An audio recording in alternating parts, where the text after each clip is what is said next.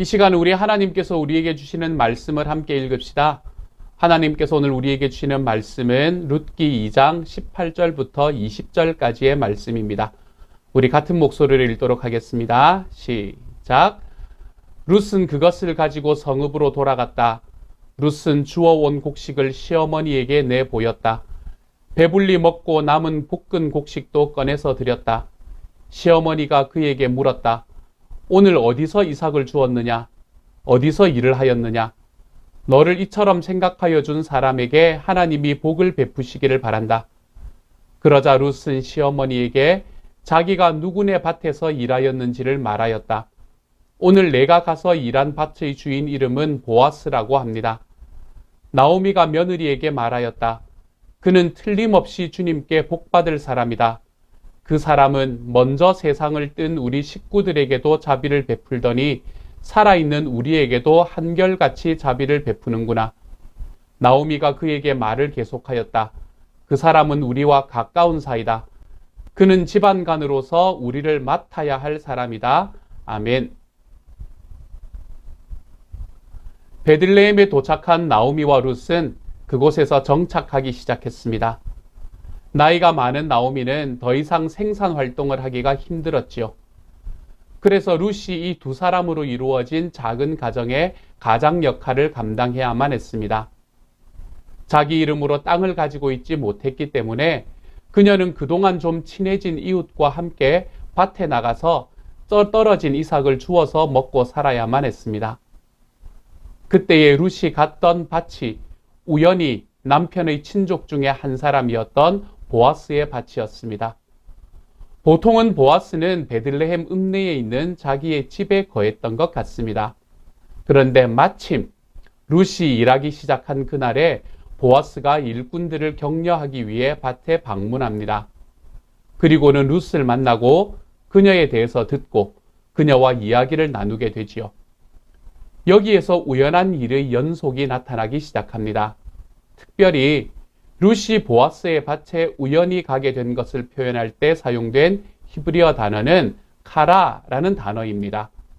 킹 제임스 버전은 이것을 그녀의 운명이 그녀를 보아스의 밭에 있게 하였다라고 번역하기까지 하지요.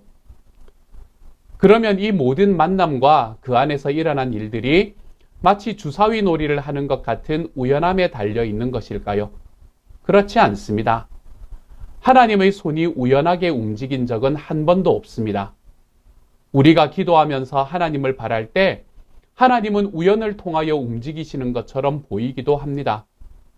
저는 어쩌면 이것이 하나님의 놀라우신 겸손함이 아닐까라고 생각하기도 합니다. 드러내어서 일을 하시지 않고 우연처럼 살짝살짝 그의 백성들을 어루만지십니다. 그런데 사실은 치밀하게 움직이시는 하나님의 손길은 우연이 아니라 주님의 섭리가 되는 것이지요. 이것을 경험한 사람들은 하나님의 성실하심과 사랑, 그리고 그분의 위대하심을 찬양하지 않을 수가 없게 됩니다. 그래서 룻기를 관통하는 주제인 하나님의 헤세드, 이것은 결코 우연에 달려 있는 것이 아닙니다. 잠언의 말씀을 들어봅시다. 제비는 사람이 뽑지만 결정은 주님께서 하십니다.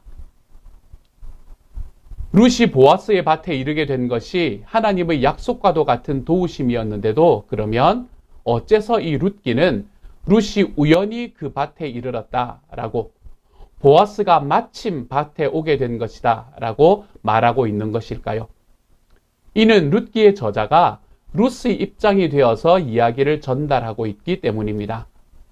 보이지 않는 주님의 손이 룻을 잡아서 룻의 손을 잡아서 베들레헴에 있는 넓은 평지 가운데 있는 한 밭, 바로 이 보아스의 밭으로 그녀를 인도하였습니다. 그러나 룻에게는 마치 이 일이 우연처럼 느껴졌습니다.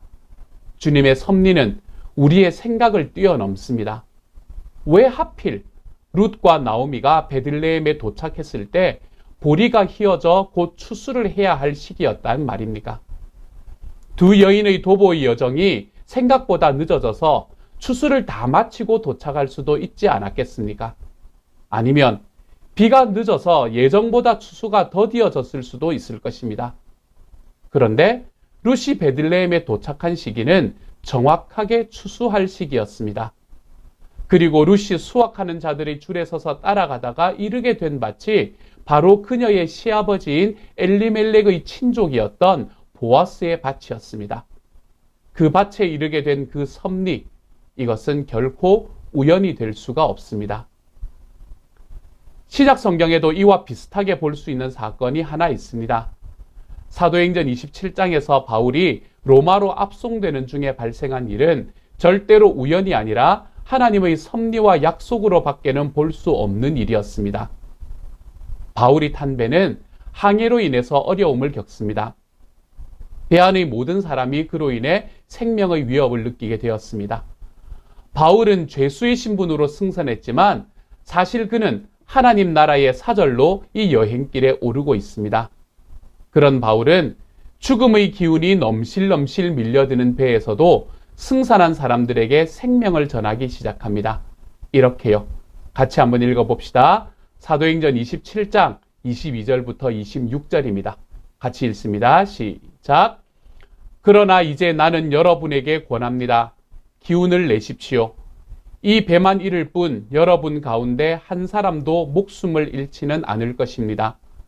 바로 지난 밤에 나의 주님이시요 내가 섬기는 분이신 하나님의 천사가 내 곁에 서서 바울아 두려워하지 말아라. 너는 반드시 황제 앞에 서야 한다. 보아라. 하나님께서는 너와 함께 타고 가는 모든 사람의 안전을 너에게 맡겨주셨다 하고 말씀하셨습니다. 그러므로 여러분 힘을 내십시오. 나는 하나님께서 나에게 말씀하신 그대로 되리라고 믿습니다. 우리는 반드시 어떤 섬으로 밀려가 닿게 될 것입니다. 이처럼 바울이 말한 대로 그들은 좌초하다가 어떤 섬, 곧 멜리데 섬에 걸리게 됩니다. 그리고 그곳에서 생명을 건지지요. 어쩌면 바울과 함께 있던 많은 사람들에게 이 사건은 우연처럼 느껴졌을 것입니다. 그렇지만 그 어떤 섬은 바울과 그의 일행에게 결코 우연이 아니었습니다. 그곳은 하나님의 섭리와 약속의 장소였습니다. 사도 바울과 그 일행이 그 섬에 밀려가 닿게 되어 생명을 구하고 로마로 갈 수 있었듯 룻은 어떤 밭에 걸리게 되어 이제 생명을 얻고 엘리멜렉의 가게를 이어갈 수 있게 될 것입니다. 사랑하는 여러분, 이스라엘에서 살아가는 모압 사람 미망인인 룻처럼 로마로 호송되고 있는 죄인인 바울처럼 지금 우리 삶에 있는 어떠한 커다란 걸림돌로 인해 낙담하고 계시는 분은 없으십니까? 우리 삶에서 어떤 섬 혹은 어떤 밭에 소중하게 걸리실 수 있기를 위해서 기도하십시오. 우리의 삶에 들어오셔서 우리와 동행하시는 주님의 손을 붙잡고 그 줄에 서십시오. 그분과 함께 걸어가십시오. 그리한다면 풍파가 밀려오고 기근이 밀려온다 하더라도 우리는 결국 나를 안아줄 그 어떤 곳에 우연처럼 이르게 될 것입니다. 그렇지만 그 우연은 결코 우연이 아닙니다. 하나님의 섭리와 약속이 우리의 삶을 거기로 이끌어 가신 것입니다. 바울은 이 사실을 우리에게 이렇게 이야기합니다. 선한 일을 여러분 가운데서 시작하신 분께서 그리스도 예수의 날까지 그 일을 완성하시리라고 나는 확신합니다. 하나님을 사랑하는 사람들, 곧 하나님의 뜻대로 부르심을 받은 사람들에게는 모든 것이 서로 협력해서 선을 이룬다는 것을 우리는 압니다. 아멘. 우리 삶의 모든 순간에 우연을 가장한 필연으로 다가오시는 주님의 놀라운 은혜를 경험하는 저와 여러분이 되어 가시기를 소망합니다.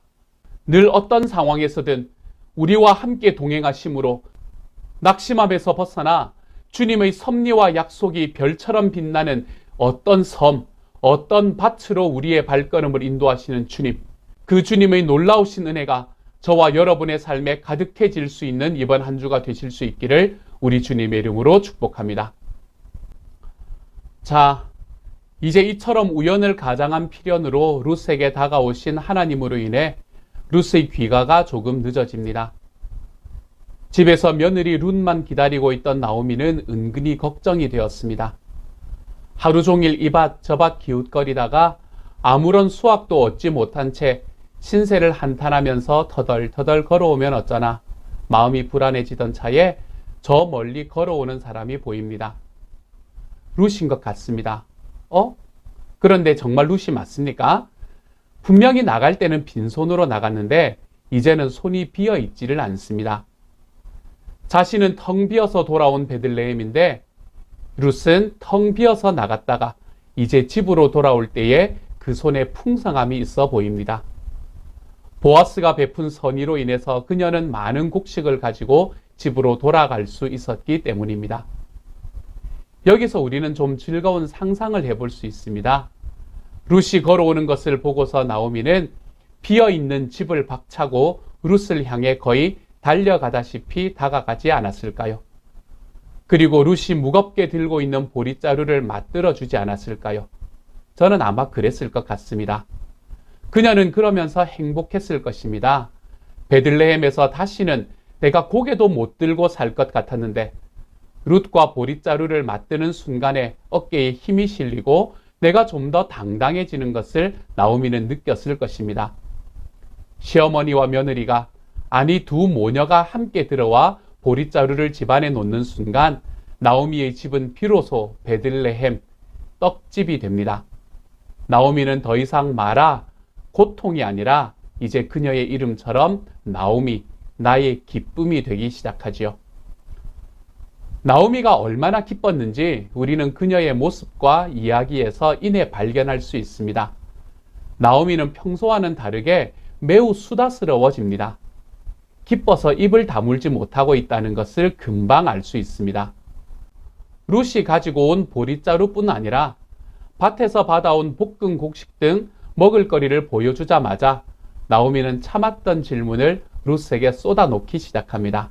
19절의 말씀이지요. 함께 한번 읽어봅시다. 시작. 오늘 어디서 이삭을 주었느냐? 어디서 일을 하였느냐? 너를 이처럼 생각하여 준 사람에게 하나님이 복을 베푸시기를 바란다. 아멘. 나오미의 질문을 살펴보면 그녀는 룻이 어디서 일했는지가 무척 궁금했던 것 같습니다. 그런데 전체의 내용을 보면 그녀가 궁금했던 것은 밭의 위치가 아니라는 것을 이내 알 수 있습니다. 너를 이처럼 생각하여 준 사람에게 하나님이 복을 베푸시기를 바란다 라는 나오미의 말은 룻이 어디에서 일했는지가 아니라 누구를 만났는지가 그녀에게는 중요했다는 것을 알려줍니다. 그런데 당시의 문화에서 사실 어디라는 것과 누구라는 것은 별로 차이가 없는 질문이었습니다. 룻기를 시작하는 첫 시간에 말씀드렸듯 베들레헴은 작은 시골 마을이었고 거기에서 사는 사람들은 서로가 모르는 사람이 없을 정도로 가까운 가족 공동체였을 것이니까요. 저는 경남 밀양이라는 곳에서 살았습니다. 밀양은 작은 소규모 동네였기 때문에 저는 이런 상황을 잘 압니다. 밀양에서 특별히 저희 큰 집이 있던 동네에 가서는 어디에 가서 인사드리고 오겠습니다 라는 말은 바로 누구누구 댁에 가서 인사 올리고 오겠습니다 라는 말과 동일하다는 것을 저는 잘 압니다. 룻과 나오미의 대화도 이런 문화를 잘 나타내주고 있는 것 같습니다. 나오미는 어디에 갔냐고 묻는데 룻은 그곳의 지리적인 위치를 설명하는 것이 아니라 자기가 일하도록 허락해준 사람의 이름이 무엇인지를 말합니다. 오늘 내가 가서 일한 밭의 주인 이름은 보아스라고 합니다. 라고요. 이 보아스의 이름을 들은 나오미는 가슴이 뛰기 시작합니다. 그리고는 이렇게 축복합니다. 그는 틀림없이 주님께 복받을 사람이다. 그 사람은 먼저 세상을 뜬 우리 식구들에게도 자비를 베풀더니 살아있는 우리에게도 한결같이 자비를 베푸는구나. 아멘. 이 이야기는 언뜻 보면 자기의 가정과 며느리 룻을 잘 보살펴준 보아스를 향한 상투적인 축복의 말로 들립니다. 그런데 이 말씀을 자세히 살펴보면 쉽게 그렇게 해석할 수가 없다는 것을 알게 되지요. 자, 여기에서 나오미가 말하는 자기의 식구들에게 햇세드를 베푼 이는 과연 누구일까요? 우리가 읽은 새번역 성경에서는 이 사람을 그 사람이라고 번역하고 있습니다. 그런데 이 문장을 히브리어 원문으로 읽어보면 그 사람이라는 단어는 정말 사람을 이야기하는 것이 아니라 그냥 인칭관계 대명사인 아쉐르라는 단어로 받고 있다는 것을 알게 됩니다. 그래서 이 말씀은 진짜 사람을 말하는 것이 아닐 수도 있습니다. 그래서 이 말씀은 두 가지로 해석이 가능하지요. 먼저 첫 번째로 보아스가 헤세드를 베풀었다는 것과 두 번째로 하나님이 헤세드를 베풀었다라고요. 우리가 읽은 세번역 성경은 이 둘 중에서 첫 번째의 의미를 조금 더 도드라지게 해석을 한 것으로 보입니다. 예전 번역인 개역판 성경은 그가 여호와로부터 복받기를 원하노라. 그가 살아있는 자와 죽은 자에게 은혜 베풀기를 그치지 아니하도다 라고 해서 이 두 의미 중에서 어떻게 이해해도 괜찮도록 번역해 두었습니다. 오늘의 말씀은 보아스가 헤세드를 베푸는 것이라고 해도 사실 문맥에 잘 들어맞습니다. 헤세드가 친절과 관용이라는 의미로 이해된다면 이는 사람에게서도 베풀어질 수 있는 것이기 때문입니다. 우리는 이미 나오미가 그 두 며느리에게 베푼 헤세드와 룻이 나오미에게 베푼 헤세드에 대해서 이야기했습니다. 창세기 20장에도 이처럼 사람이 베푸는 헤세드에 대한 이야기가 잘 나타납니다. 아브라함이 자기의 아내 사라와 함께 이집트로 내려가다가 그녀에게 이렇게 간청합니다. 우리가 어느 곳으로 가든지 사람들이 나를 두고서 묻거든 그대는 나를 오라버니라고 하시오. 이것이 그대가 나에게 베풀 수 있는 헤세드요. 라합은 어떻습니까? 그녀는 자기가 숨겨준 이스라엘 정탐꾼에게 내가 당신들에게 헤세드를 베풀었으니 이제 당신들도 내 아버지의 집안에 헤세드를 베푸시겠다고 주님 앞에서 맹세를 하시오 라고 말합니다. 라합이 여리고의 정탐꾼에게 베푼 것도 헤세드였지만 여리고성 함락 당시에 이스라엘 사람들이 라합의 집에 베푼 선대 역시 헤세드였습니다. 이처럼 사람이 베푸는 헤세드에 대해서 성경이 보여주고 있기 때문에 오늘의 말씀에서도 보아스가 나오미의 가족들에게 헤세드를 베풀었다고 해석해도 아무런 문제가 없습니다. 그렇지만 저는 두 번째의 해석에 제 마음이 더 갑니다. 무엇보다 나오미는 이 구절에서 로 아잡 헤세드라는 표현을 사용했습니다. 이는 헤세드를 저버리다, 은혜 베풀기를 그치다 라는 아자브 헤세드의 바로 앞에 부정을 나타내는 로라는 단어를 함께 사용하여 로 아잡 헤세드, 즉 헤세드를 저버리지 않았다라는 의미를 나타냅니다. 구약 성경에서 이처럼 로 아잡 헤세드를 사용하는 용례는 오늘의 본문을 포함해서 딱 두 번에 지나지 않습니다. 유일한 다른 본문인 창세기 24장 27절의 말씀은 이렇게 말합니다. 먼저 함께 읽어보죠. 시작. 나의 주인 아브라함을 보살펴 주신 하나님, 주님을 찬양합니다. 나의 주인에게 주님의 인자와 성실을 끊지 않으셨으며 주님께서 저의 길을 잘 인도하여 주셔서 나의 주인의 동생 집에 무사히 이르게 하셨습니다. 하고 찬양하였다. 아멘. 여기에서 주님의 성실을 끊지 않았다라는 말이 바로 로 아자브 헤세드라는 말입니다. 이 말씀은 아브라함의 아들 이삭의 신부감을 찾기 위해 떠났던 아브라함의 종이 리브가를 찾은 후에 그녀의 가족에게 하는 말입니다. 여기에서도 관계 대명사인 아쉐르가 쓰였는데 이 단어가 지칭하는 대상이 분명히 하나님이라는 것을 알 수 있습니다. 이 두 말씀을 보면서 유추할 수 있는 사실은 은혜를 저버리는 일을 다시 돌이킬 수 있는 주체는 오직 한 분뿐이라는 사실입니다. 아무리 도량이 넓다고 하여도 은혜를 저버릴 만한 소지가 사람에게는 누구에게나 있습니다. 제 아무리 능력이 많다고 해도 우리는 헤세드의 유일한 주체가 되기에는 여전히 약합니다. 슬프게도 우리는 배신을 당할 수도 있고 누군가를 배신할 수도 있는 연약함이 있습니다. 그러나 우리 하나님은 결코 그렇지 않은 분이십니다. 그분은 로 아잡 헤세드 하십니다. 주님은 결코 헤세드를 저버리시지 않으십니다. 하나님의 신실하신 성품 안에서 그분은 그렇게 할 수 없습니다. 그러므로 헤세드를 진정으로 베풀 수 있는 근원과 주체는 하나님 외에는 아무것도 없습니다. 이러한 해석으로 본문을 살펴보면 이 말씀은 나오미가 드디어 하나님 앞에서 삶의 전환점을 목격하는 순간이 된다는 것을 우리는 알 수 있습니다. 이전에 그녀의 목소리 속에 녹아있던 쓴 기운, 이것들이 지금은 사라져 버렸습니다. 아서라 내 딸들아, 너희들 처지를 생각하니 내 마음이 너무나 괴롭구나.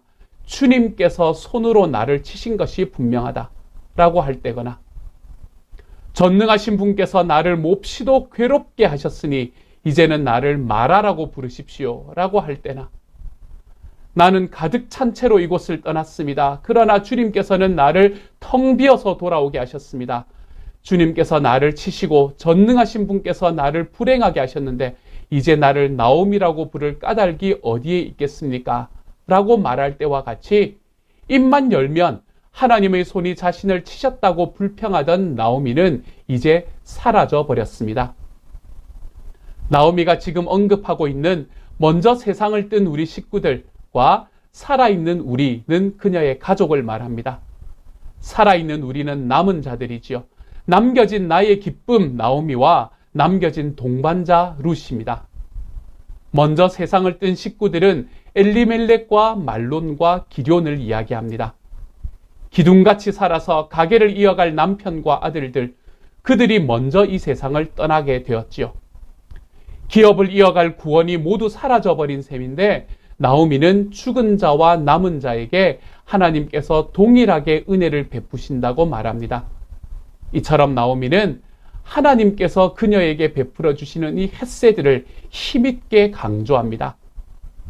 여기에서 이 그녀의 고백은 진실됩니다. 예전에 삶에서 경험하지 못했기에 건성으로 말하던 하나님의 헷세드가 결코 아닙니다. 나오미가 왜 이렇게 변했을까요? 룻이 들고 왔던 풍성한 보릿자루 때문이었을까요? 그렇지 않습니다. 나오미가 하나님의 헷세드를 진정으로 경험한 것은 그녀가 들고 왔던, 이 룻이 들고 왔던 보릿자루 때문이 아니라 보릿자루를 건넨 구원자의 이름, 이 보아스라는 이름을 통해 그녀를 향해 베푸시는 하나님의 은혜를 들을 수 있었기 때문입니다.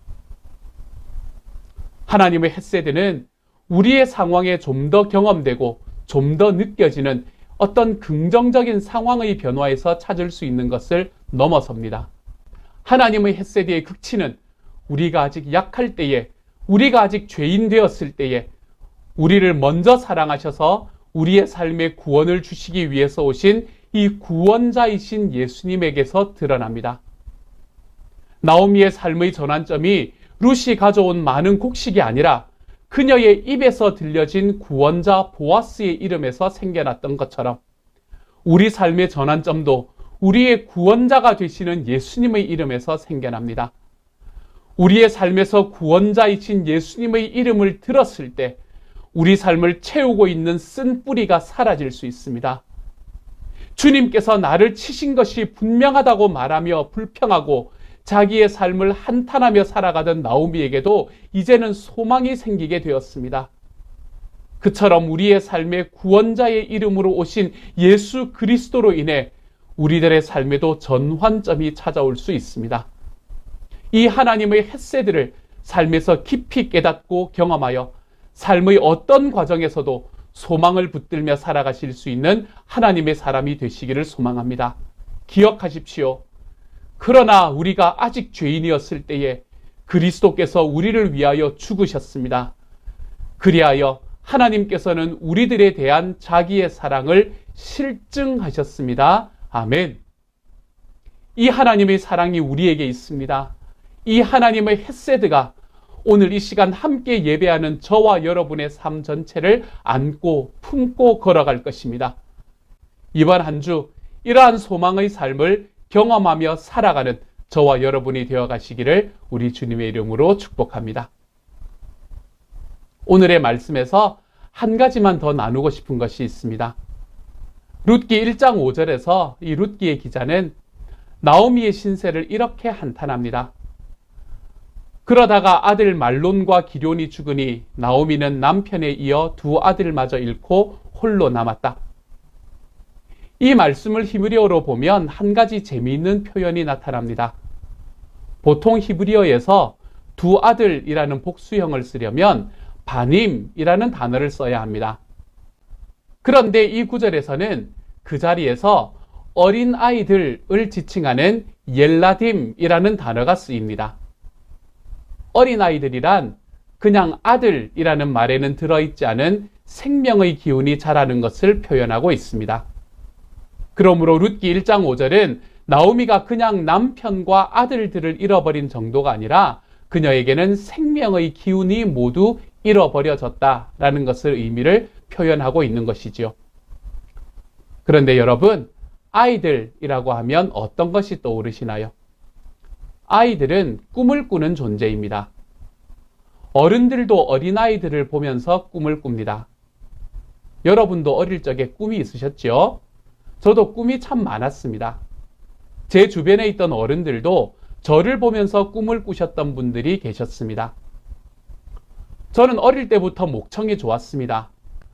초등학교 때는 목소리가 커서 튄다는 이유로 합창단에 뽑히지 못했던 적도 있었습니다. 그런데 제가 다니던 중학교의 음악 선생님은 저를 보면서 성악가의 꿈을 꾸셨습니다. 물론 변성기를 조심하지 않고 지나면서 1년 만에 곧 끝나버린 꿈이었지만 말입니다. 제 어머니는 저를 보면서 의사의 꿈을 꾸셨습니다. 발에 상처가 있어서 평생을 고생하셨던 분이셨기 때문에 제가 의학을 공부한 후에 어머니의 발을 완전히 고쳐줄 것을 꿈꾸셨습니다. 저도 나름대로 꿈이 많았습니다. 과학의 길에 하나의 족적을 남기고 싶었던 것도 하나의 꿈이었습니다. 인권 변호사의 길을 걸으며 법적인 사각지대에 있는 사람들에게 편의를 베풀고 싶은 꿈도 있었습니다. 참고로 지금 저는 성악가도 아니고 의사도 아니며 과학자도 아니고 변호사도 아닙니다. 이들은 제가 어릴 때에 꾸었던 여러 꿈들 중에 하나였습니다. 하지만 비록 이루지는 못했어도 저는 꿈이 있어서 행복했습니다. 저를 보며 꿈을 꾸는 어른들이 곁에 계셔서 인정받고 있는 듯한 느낌이 들어 든든했었습니다.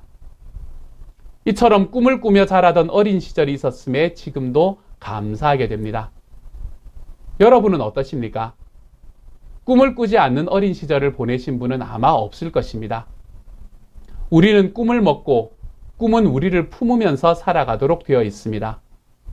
이와 같은 꿈과 상상은 아이들의 특권이자 성장의 힘이 됩니다.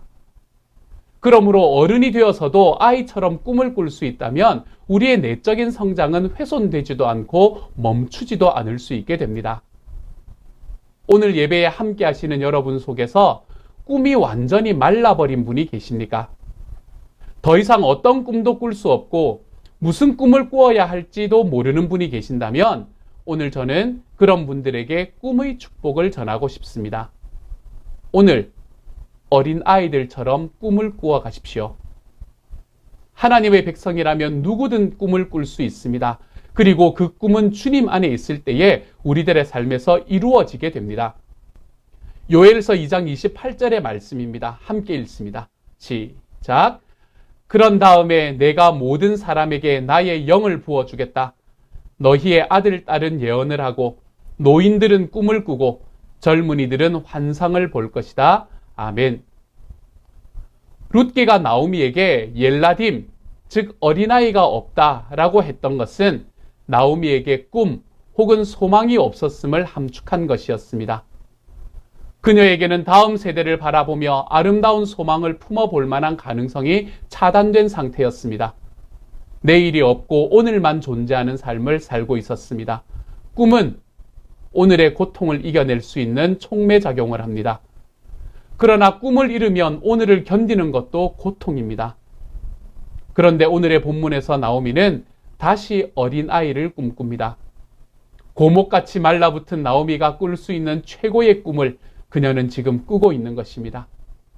엘리멜렉과 말론, 기럐이 세상을 떠나면서 엘리멜렉의 가계를 이어갈 귀한 씨앗인 아이 하나 남지 않았습니다.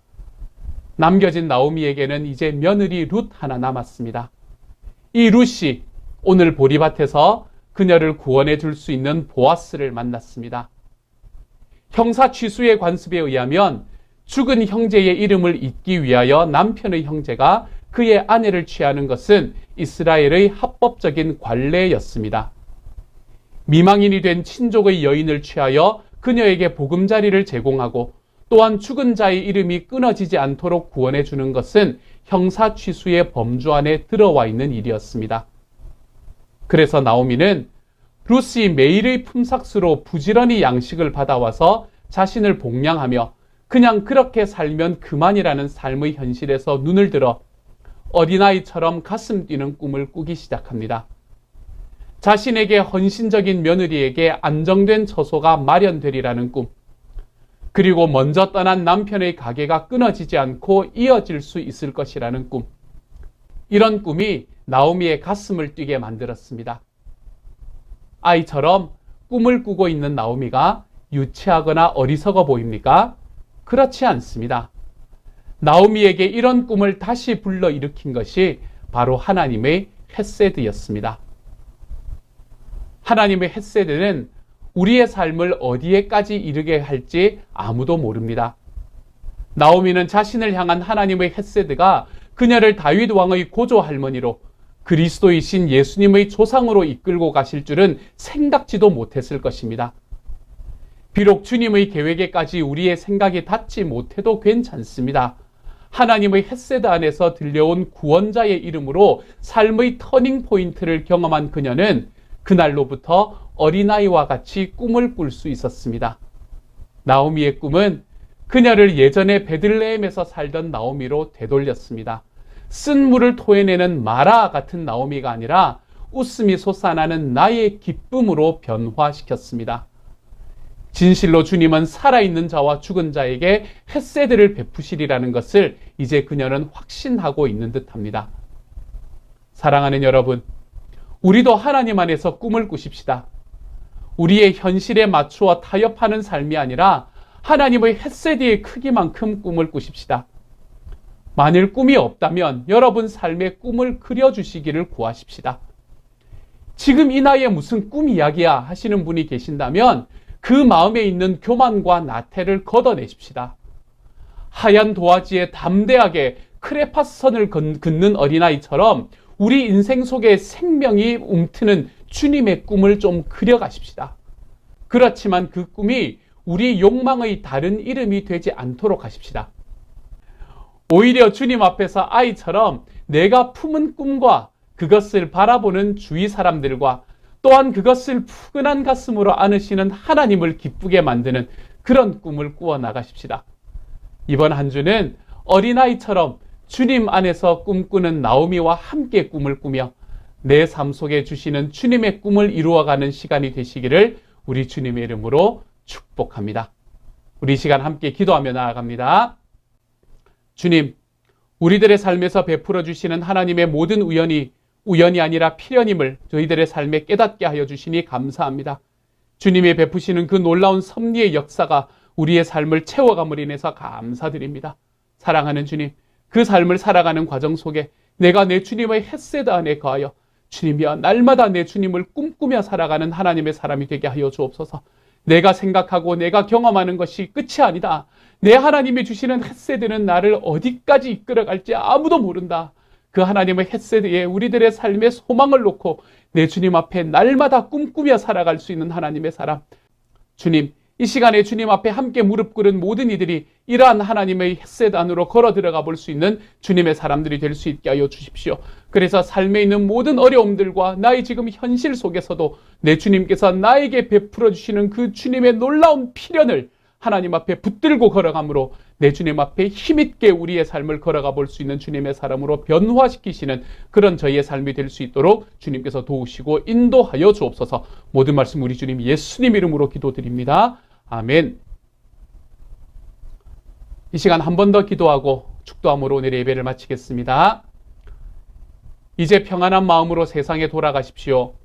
선한 일에 용기를 가지시며 악을 악으로 갚지 마십시오. 항상 연약한 자를 도우시며 병든 자를 찾아보시며 곤란당하는 이웃을 위로하십시오. 모든 사람을 존경하시며 주님께 봉사하고 주님을 사랑하십시오. 모든 일을 믿음과 사랑으로 행하시며 어떤 일에도 소망을 포기하지 마십시오. 그리고 거룩하신 성령님께 순종하여 기쁨과 감사의 생활을 해나가십시오. 우리 하나님 아버지는 여러분을 항상 도와주실 것입니다. 아멘.